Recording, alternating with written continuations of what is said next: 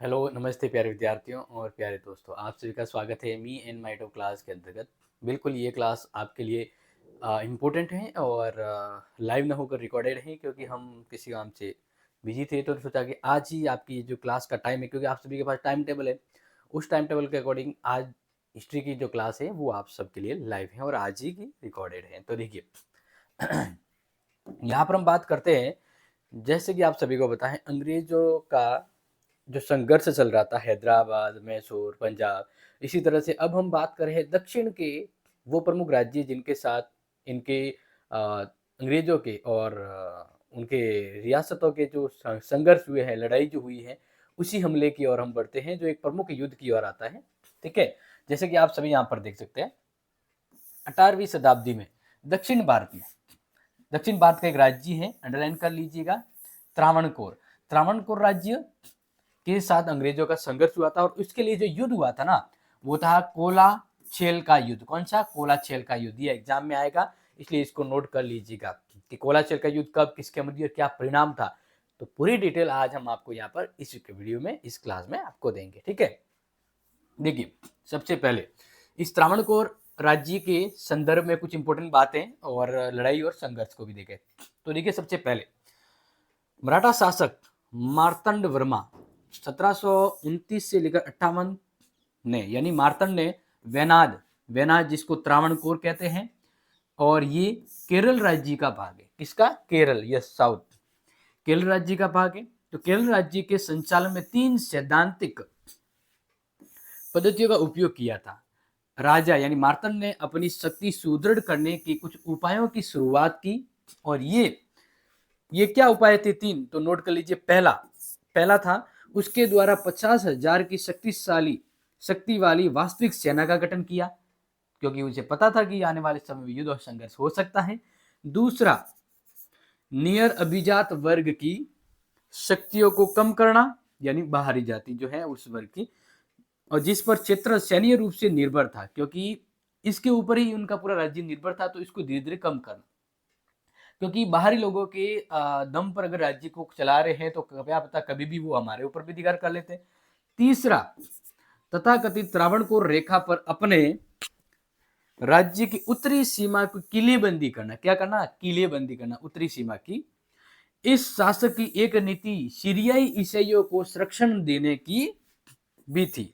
समझ में आ रहा है? यहां पर इंपॉर्टेंट है, यानी मार्तंड वर्मा की एक नीति क्या थी? एक नीति थी कि सीरियाई यानी सीरिया के जो ईसाई हैं उनको अपने यहाँ संरक्षण देना, ताकि वो संभावित है कि काम आ सके, जो कि उस क्षेत्र की प्रभावी व्यापारिक शक्ति भी थी, और वो व्यापार के लिए प्रमुख उसके साथ तालमेल करती थी, जिससे कि व्यापार में यूरोपीय वर्चस्व कम हो सके। बिल्कुल, यूरोपीय यानी ब्रिटेन का, फ्रांसीसी, ये जो है इसका प्रभाव कम हो सके, इसलिए उन्होंने दूसरों को भी मौका दिया, क्योंकि आप सभी को पता है यूरोपियन कंपनी या ईस्ट इंडिया कंपनी को ज़्यादा छूट देना और उसके ऊपर ज़्यादा निर्भर होने से हमारी स्थिति है वो डबाडोल हो चुकी थी। तो ये समझ रहे थे कि भाई, जैसे हमने मैसूर के युद्ध के बारे में आपको थोड़ा समझाया था, उसमें भी कहा था कि हैदर अली ने किसको थोड़ा सपोर्ट देने की बात की, सहायता लेने की?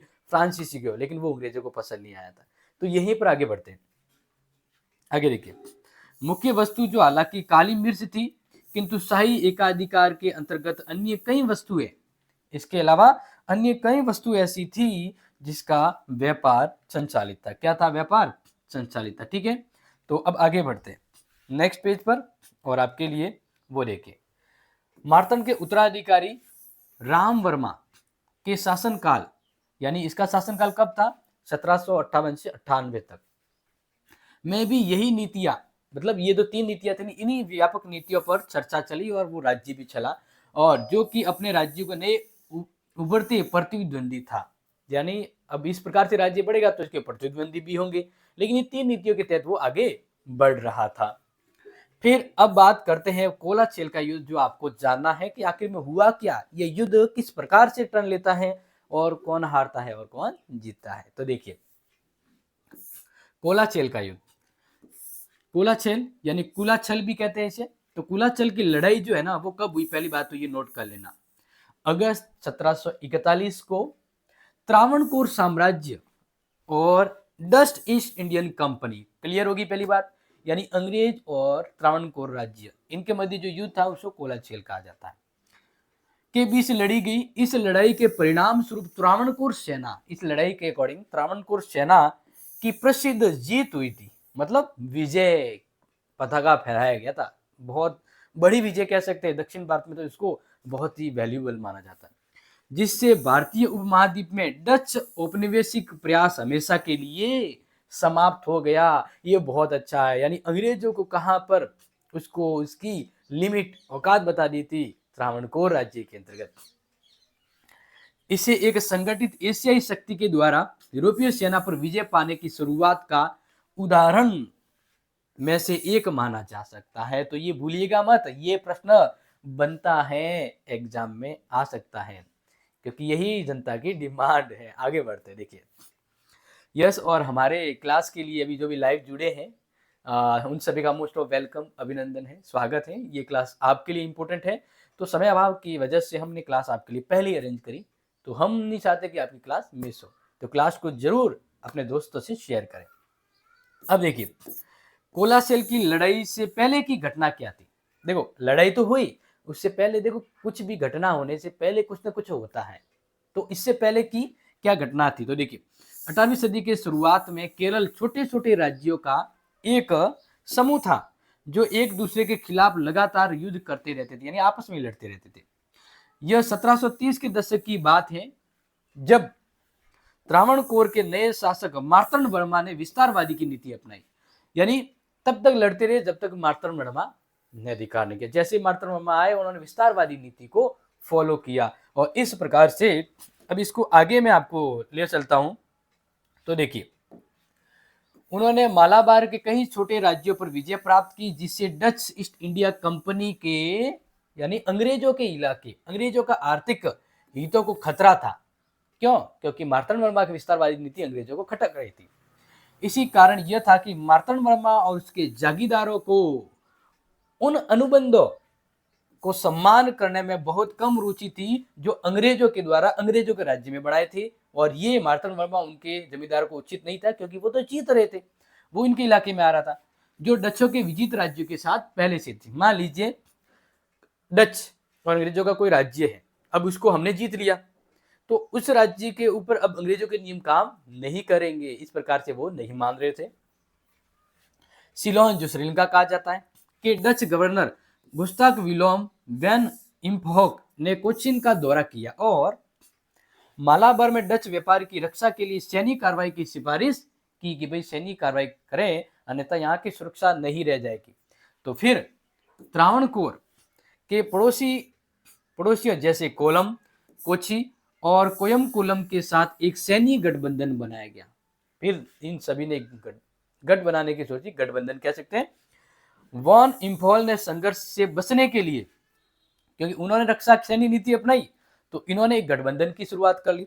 तो अब ये दोनों के मध्य संघर्ष होने वाला था, एक तरफ तो इम्फॉल था, दूसरी तरफ इनके पड़ोसी जैसे कोलम, कोची और कोयमकुलम था, उन्होंने भी सैन्य गठबंधन बना दिया। अब इम्फॉल को पता लगा कि संघर्ष होने वाला, तो संघर्ष से बचने के लिए कूटनीति को अंतिम प्रयास के रूप में इस्तेमाल किया, यानी रणनीति अपनाई। अंग्रेज जब सीधी पता लगा कि सीधी लड़ाई से हार जाएंगे, तो वो तरीके आजमा लेते, वो फूट डालने या कुछ न कुछ रणनीति अपनाते हैं। फिर क्या हुआ, तो शांति वार्ता के लिए व्यक्तिगत रूप से मार्तंड वर्मा से मुलाकात की, यानी अब जब दाल न गली, उन्हें लगा कि हम हरा देंगे, तो उन्होंने रक्षा नीति तो बनाई, लेकिन बाकी राज्यों ने आपस में मिलकर अपना गुट बना लिया, तो इम्फॉल की हकीकत सामने आ गई। तो इम्फॉल ने शांति का रास्ता अपनाया और मार्तंड वर्मा से मुलाकात की। क्या की? मुलाकात। और बाद की बैठक में वॉन इम्फॉप ने त्रावणकोर के द्वारा शर्तों को पूरा नहीं करने पर युद्ध की धमकी दी, और वॉन इम्फॉल ने त्रावणकोर से कहा कि अगर आप इस शर्तों का पालन नहीं करते हैं तो मैं आपसे युद्ध करूंगा, या आ जाना मैदान में। क्या करना? अगर आपने ये नीति को नहीं माना है इस शर्तों के तहत, तो मिलते हैं युद्ध के मैदान में। लेकिन मार्तंड वर्मा ने इन धमकियों को कहते हुए हंसी से उड़ा दिया, यानी एक तो कि भाई वैसे तेरी दाल गीली हुई है और तू मुझे धमकी दे रहा है, ठीक है ना। इस प्रकार से मार्तंड वर्मा ने हंसी उड़ाते हुए कहा, अगर डच युद्ध हार गए तो वो मछली पकड़ने वाली नौकाओं के साथ एक दिन नीदरलैंड और यूरोपियों पर आक्रमण करेगा, यानी अगर डच तुम हार गए ना तो मछली पकड़ने वाली नौका से भी मैं तुम्हें हरा दूंगा, यानी तुम्हारे ऊपर आक्रमण कर दूंगा, जो तुम यहाँ आके दबदबा कायम कर रहे हो। और वार्ता अंततः एक वास्तविक युद्ध में बन गई और फाइनली यही हुआ कि ये वार्ता शांति का प्रयास थी, लेकिन रिजल्ट क्या निकला? युद्ध, क्योंकि दोनों के ईगो और दोनों का वो कहता ना कि मतलब था वो सामने आ गया और अंत में वार्ता एक युद्ध का कारण बनी कि भाई अब होगा क्या, तो कि युद्ध होगा, युद्ध होके रहेगा। अब आगे देखते हैं क्या नीति चलती है। देखिए पूरी स्टोरी की तरह है, आगे देखिए। फिर 1739 के अंत में मालाबार में डच सेना ने सिलोन के सैनिकों को तैनात कर दिया। मालाबार के, ध्यान रखना, सिलोन यानी श्रीलंका के सैनिकों को। तो मालाबार के डच ने सिलोन से सैनिकों को तैनात करके त्रावणकोर पर क्या कर दिया? युद्ध की घोषणा कर दी। यानी श्रीलंका के सैनिक लाकर मालाबार तट से कहां पर युद्ध की घोषणा कर दी? त्रावणकोर, क्योंकि दक्षिण का इलाका था केरल का। डच सेना उसके सहयोगियों ने कई जीत हासिल की। शुरू शुरू में उनको जीत भी मिली क्योंकि उन्होंने प्लानिंग के साथ युद्ध करा, तो इन्हें विजय भी मिली। बिल्कुल, ये ना आप समझ सकते हैं, जिससे कोल्लम में त्रावणकोर सेना को पीछे हटने के लिए मजबूर होना पड़ा और इस तरह से उनकी विजय से कोल्लम में त्रावणकोर की जो सेना है उसको पीछे हटना पड़ा, क्योंकि एकाएक वो इस नीति से समझ नहीं पाए और एक दफा तुम अंग्रेजों की विजय कह सकते हैं।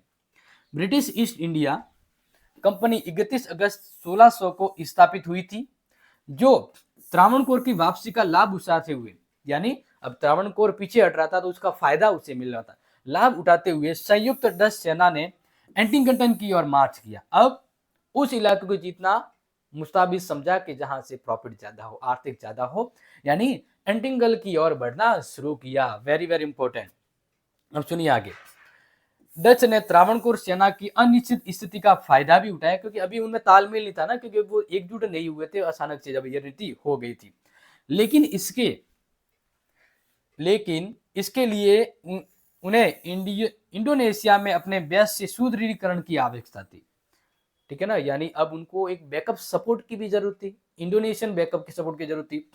तो समस्या यह थी कि वहां के स्थानीय विद्रोह ऐसे उद्यम को असंभव बना सकते थे और वहां पर भी शांत नहीं था माहौल जो हमारी सहायता कर पाए। हालांकि श्रीलंका से सुदृढ़ीकरण आया, सुदृढ़ीकरण यानी एक सक्षम सपोर्ट के लिए कहते हैं ना सुनहरा अवसर। इस डच सेना के आगमन के परिणाम स्वरूप कोलाचल की लड़ाई हुई। फिर क्या हुआ कि श्रीलंका की स्थिति शुरू, यानी वहां से अंग्रेजों की स्थिति मजबूत हो जाने के बाद तो अब एक और केरल राज्य अपने यहाँ पर बात कर सकते हैं हम, त्रावणकोर था, दूसरी ओर अंग्रेज थी। अब त्रावणकोर की ओर से वर्मा जी ने अपनी स्थिति मजबूत कर ली थी, क्योंकि श्रीलंका से सुदृढ़ीकरण आया, यानी एक मजबूत दस्ता उनके सपोर्ट में रहा और डच सेना के आगमन के परिणाम स्वरूप और बाकी अंग्रेजों की डच सेनाएं, यानी डच सेना कह सकते हैं कि उनका भी आगमन हुआ। अब दोनों अपने अपने स्तर पर अपने मोर्चे संभाले हुए थे, रणनीति तगड़ी थी। तो अब आगे देखें क्या होता है। तो अब नेक्स्ट चरण में कोलाचल की घेराबंदी करते हैं। डच की स्थिति पहले से मजबूत थी, वो विजय थी, तो उन्होंने सोचा कि मैं कोलाचल की घेराबंदी करके उनको अंदर ही अंदर समाप्त कर लेते हैं। तो 16 नवंबर 1740 को डचों ने कोलाचल में एक नौ सैनिक बल भेजा, जहां उन्होंने शहर पर बमबारी की और वहां के निवासियों को इसे छोड़ने के लिए मजबूर किया। यानी किसको मजबूर किया? कोलाचल इलाका जो है वहां पर बमबारी की और उनका जो शहर है उस शहर पर इतनी बमबारी की अंग्रेजों के द्वारा कि अब उनको कहा कि आप ये जगह छोड़ के भाग जाओ, कोलाचल का जो इलाका है आप छोड़ के भाग जाओ वरना आप मारे जाओगे। ठीक है, तो जवाब में मार्तंड कहीं छुपने वाले थे क्या? मार्तंड वर्मा ने कोलाचल में 2000 सैनिक भेजे। कोलाचल जहां युद्ध हो रहा था, कितने युद्ध सैनिक भेजे? 2000 सैनिक भेजे और डचों ने त्रावणकोर की राजधानी का नाम है पद्मापुरम पर कब्जा करने के उद्देश्य से कोलाचल पर भी कब्जा करने की योजना बनाई कि उनकी राजधानी को कब्जा करना है तो कोलाचल इलाके को कब्जे में कर लो। कोलाचल पर कब्जा करने के बाद डचों ने आसपास के गांवों पर भी कब्जा करना शुरू कर दिया। कोलाचल तो अधिकार में ले ही लिया, आसपास के गांवों को भी अधिकार करना शुरू कर दिया और कोलाचल तथा कोटार के बीच क्षेत्र को लूट लिया। और अंग्रेजों ने ब्रही वसी कसर है ना वो भी यानी पूरी तरह निर्दयता के साथ कोलाचल और कोठार के बीच के एरिया को पूरी तरह लूट लिया। फिर आगे देखिए, श्रीलंका और इंडोनेशियन ने सुदृढ़ीकरण का अनुरोध किया था, लेकिन वहां के मूल निवासियों के विद्रोह के कारण इंडोनेशियन में अधिकारियों के हाथ में खाली थे। यानी यहाँ से मार्तंडों का जो सहायता मिलने वाली थी इंडोनेशियन के वहां से, लेकिन वो भी नहीं हो पाई क्योंकि उस वहां पर भी अपने आप में विद्रोह चल रहा था। लेकिन सिलोन श्रीलंका से लगभग 30,000 और लोग सुदृढ़ीकरण के रूप में पहुंचे। 30,000 लोग हैं वो यहाँ इनके सपोर्ट में आए लोकल निवासियों के। ओके, और 10 सैनिकों की कमी का फायदा उठाते हुए, क्योंकि अब ग्रहवर्मा का पावर बढ़ चुका था, और 10 सैनिकों की कमी का फायदा उठाते हुए मार्तंड वर्मा ने कोलाचल को वापस लेने के लिए एक आक्रमण शुरू कर दिया, क्योंकि अब हमारे इस मार्तंड वर्मा की कमबैक हो रही थी। अब उसके पास सेना ताकत मजबूत थी। समझ में आ रहा है ना, सेना ताकत मजबूत थी। अब आगे देखिए होता है क्या। समुद्र से किसी भी आपूर्ति को रोकने के लिए अपनी गश्ती नौकाओं का उपयोग किया। यानी अब ग्रहवर्मा ने कहा कि अंग्रेजों को समुद्र जरिए रास्ते से मिल रहा है सपोर्ट, तो पहले उसको दबा दो। और मार्तंड वर्मा ने 1000 सैनिकों के साथ डच्चों को घेरते हुए कोलाचल की वापस घेराबंदी कर दी कि अब हमारी बारी है, तुम लोगों ने बहुत बड़े मजे कर लिए। अब ग्रहवर्मा ने कोलाचल की घेराबंदी कर दी। और क्यों? क्योंकि उसके अंदर अंग्रेज आ चुके थे। संख्या में लाभ के बावजूद यूरोपीय लोगों के पास तकनीकी श्रेष्ठता थी। संख्या कम होने के बाद भी उनके पास टेक्निक तो थी, क्योंकि अंग्रेज है आखिर में, जिनके माध्यम से वे त्रावणकोर सेना को हताहत करने के लिए आगे बढ़े। यानी त्रावणकोर की सेना को नुकसान पहुंचाने के लिए संघर्ष के तौर पे आगे बढ़े, उस घेरे को तोड़ने के लिए। बारिश और बाढ़ जैसी प्रतिकूल परिस्थितियों ने डच्चों की आपूर्ति किसी भी प्रवाह को रोक दिया, और बाढ़ और ऐसा माहौल था कि इस वजह से अंग्रेजों को डच्चों को जो सहायता मिल रही थी ना, वो सहायता लगभग न के बराबर होगी। बाहरी सहायता तो आ ही नहीं सकती थी। और अधिकांश बारूद को सूखा रखने में उनकी विफलता मतलब ये थी कि वे अधिक से अधिक प्रतिरोध नहीं कर सके। और दूसरा, बारिश हो रही थी तो अगर बारूद भीग जाए तो वो कोई काम का नहीं, लड़ाई में तोपें चलेगी नहीं। और उनके संख्या बाहुबल और धीरे धीरे स्थिति देखते हुए वो अपने बारूद को भी सूखा रखने की कोशिश कर लेते, लेकिन वो सफल नहीं हो पा रहे थे। यानी स्थिति खराब थी, प्रकृति से कहिए या समय से कहिए, और प्रतिरोध नहीं कर सकते थे, क्योंकि अब उनके बारूद भी नहीं होगा उनके पास तो क्या लड़ाई लड़ेंगे खास। फिर 5 अगस्त 1741 को त्रावणकोर सेना की ओर से दागा गया एक तोप का गोला, त्रावणकोर सेना ठीक है ना अपनी मार्तंड, दागा गया एक गोला डच गैरिसन के अंदर बारूद के एक बैरल से टकराया। यानी उनका गोला अंग्रेजों के डचों के गैरिसन के अंदर जो बारूद का बैरल पड़ा हुआ था उससे टकरा गया, जिससे गोला बारूद भंडार के साथ साथ खाद्य भंडार भी उड़ गए। यानी ऐसा गोला जो अंग्रेजों के बारूद भंडार और खाद्य सामग्री रखी थी वही आकर गिरा। और फिर इतिहास ने क्या करवट लिया, धूम धड़ाका छम छमाछम। यानी अंग्रेजों का या डचों का ये जो बना बचा हुआ जो घमंड था वो एक ही झटके में चूर हो गया, सब फिनिश होने जैसी बात हो गई। गोला बारूद और भोजन के अभाव में डचों को 7 अगस्त को आत्मसमर्पण करने के लिए मजबूर होना पड़ा। हालांकि कुछ इतिहासकार 10 अगस्त को आत्मसमर्पण की आधिकारिक तारीख मानते हैं। लेकिन कुल मिलाकर मेरे प्यारे विद्यार्थियों, दोस्तों, हम ये कह सकते हैं कि अंग्रेजों को उनकी औकात त्रावणकोर इलाकों में, त्रावणकोर राज्य में दिखा दी गई। उनको मोहताज होना पड़ा एक एक टुकड़े के लिए, और ये थे मार्तंड वर्मा। अब हम जिस हीरो लेजेंड की बात कर रहे हैं उनको आपको देखना तो समझना तो पड़ता है ना, ठीक है। अब कोलाचल की लड़ाई का क्या प्रभाव हुआ तो वो भी जान लीजिए, क्योंकि सबसे जरूरी पॉइंट जो यहाँ रहता है। हालांकि लड़ाई से त्रावणकोर डच युद्ध को तुरंत समाप्त नहीं किया गया, कुछ चीजें अटपट होती रही, लेकिन इससे घटनाओं की एक श्रृंखला शुरू हो गई। छोटी मोटी अब घटनाएं होने वाली थी। कारण अनंत केरल में डच व्यापारी समाप्त हो गए, लेकिन एक फायदा हुआ कि डच व्यापारी अब केरल में अपनी औकात धाक नहीं जमा पाए। इससे डच सेना का मनोबल कम हो गया, क्योंकि विदेशी सरदारों ने देखा कि डच सेना को हराया जा सकता। उन्होंने भी देखा कि अंग्रेज अविजय नहीं, उनको भी हराया जा सकता है। एक महत्वपूर्ण परिणाम यह हुआ कि डच कैदियों ने अपनी सेवाएं दी, जो त्रावणकोर को यूरोपीय तर्ज पर आधुनिक बनाने के लिए आगे बढ़ी।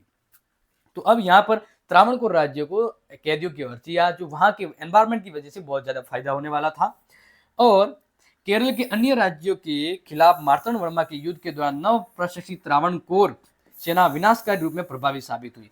अब केरल और मार्तंड वर्मा के संदर्भ में जो सेना थी वो बहुत ही विध्वंसकारी और खतरनाक थी, और अब उसका लोहा सभी मारने लगे, ठीक है, और प्रभावी साबित हुई। 10 प्रशिक्षण त्रावणकोर सेना ने आधुनिक केरल के अधिकांश हिस्से पर कब्जा कर लिया। इसके कारण ली नियो ने जिन किलों को डिजाइन किया था वे 1791 में फ्रांसीसी शस्त्र मैसूरियन सेना की बढ़त को रोक दिया। यानी कुल मिलाकर यही एक इलाका था जहां पर हम पढ़ रहे हैं त्रावणकोर, जिन्होंने अपनी स्वतंत्रता स्वाधीनता को बरकरार रखा, अपनी स्थिति को मजबूत रखा। और जैसा कि आप देख रहे हैं ये बहुत इंपॉर्टेंट चैप्टर हमारे सामने था। क्लियर। अब लास्ट की कुछ इंपॉर्टेंट बातें, इसी के साथ अपना चैप्टर क्लोज हो जाएगा। देखो, हाँ ये बस वही हो गया, लास्ट ये नहीं है, बस लास्ट यही है, ठीक है, वो एक्स्ट्रा पेज है यहाँ पर। तो आई होप आपको समझ में आ चुका होगा कि ये था युद्ध और युद्ध की रणनीति और त्रावणकोर कोलाचोल युद्ध के बारे में। तो प्यारे विद्यार्थियों, मैं भले ही लाइव न था लेकिन आपके लिए रिकॉर्डेड क्लास वो काम कर जाएगी जो आपके लिए जरूरी है। मुझे उम्मीद है आपको क्लास अच्छे से समझ में आई होगी। तो अपने दोस्तों को क्लास जरूर शेयर करें, लाइक करें, और न्यू क्लास के लिए जुड़े रहें। ध्यान रखिएगा आप सभी के प्रयासों से और हमारी लगातार मेहनत से आपका रिजल्ट शानदार होगा, ये हम विश्वास उम्मीद के साथ आपको कहते हैं। तो मिलते हैं इंपॉर्टेंट अगली क्लास के लिए, तब तक के लिए थैंक यू सो मच। जय हिंद, जय भारत।